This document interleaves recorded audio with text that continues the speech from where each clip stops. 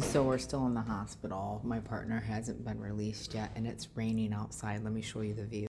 As you can see, there's rain on the window. That's the pavilion downstairs. The surgery center is right where that blue light is behind that, where we were waiting the 24th, which was Christmas Eve.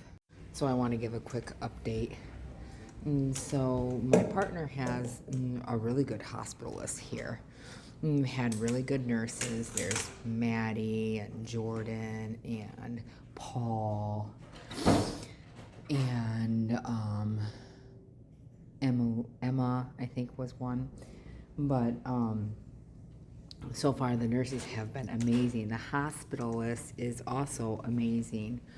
But we have a night hospitalist who keeps taking away Chris's fluids or reducing them from 150, which is optimal for them, to 75, which if they still have them, that's not enough. And or completely taking them away. And so then when the new hospitalist that's good comes on, restores everything. But it's just frustrating because they were supposed to go home today. But because they didn't get fluids at the rate they needed them or had them taken away, they still have not had a bowel movement, and they need to have a bowel movement before they leave.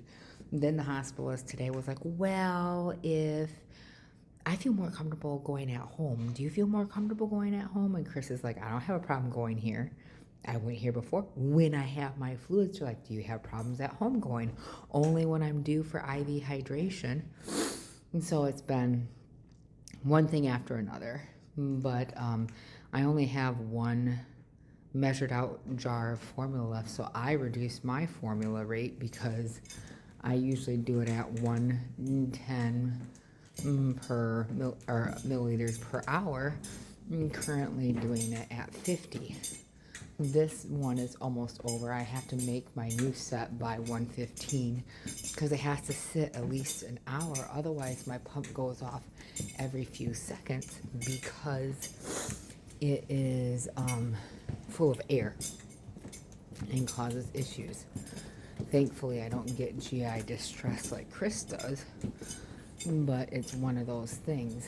Yesterday, I threw up because of the person's aftershave. It was so heavy. And I was like, since I've had my tube, I haven't really been affected that way recently. But it's really heavy. So word to the wise, you don't have to douse yourself in stuff to have a smell, a positive smell. So my kids came back from having their week with their dad, because we alternate Christmas holiday week every year. This year was his year. Next year is my year.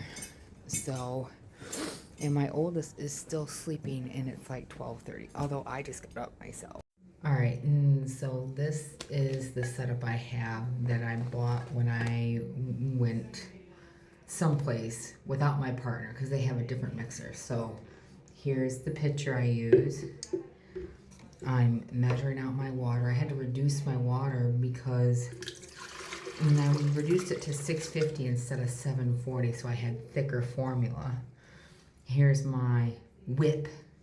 And so I start it going, and then I pour in the formula a little bit at a time so that I don't get a bunch of chunky stuff.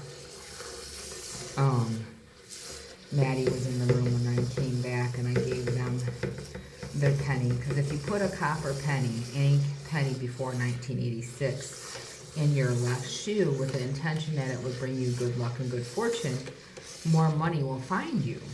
And first time I did it, somebody just walked up to me and said, can I give you $20? And I was like, yeah, what's the catch? And it was a real $20. It wasn't a counterfeit.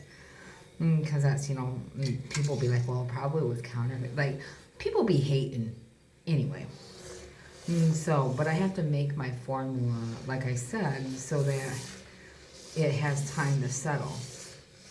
I bought 2 of the Odala, or OWALA